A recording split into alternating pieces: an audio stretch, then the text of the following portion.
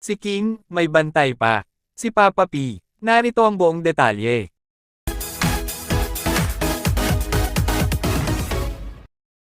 Maraming ang netizens, lalong-lalo na nga ba ang mga solid Kim Pao fans at supporters, ang kinilig sa mga behind-the-scene moments ng Kim Pao sa rehearsals ng Asap Natin To California.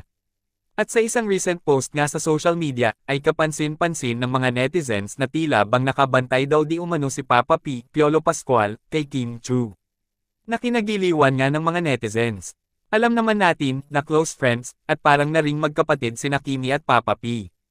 Ayon nga sa iilang netizens na, o ayan, magkatabi na si Papa P at si Papa Pao. Sino nagsabi na nagsaselo si Papa Pao kay Papa P? Ang sweet nga din nila. Hehe, bakudan mo yan babe mo Pao. Kasi dami umaaligid niyan. Si King, may bantay pa. Si Papa P. Kayo, anong masasabi nyo tungkol dito? Just comment down below.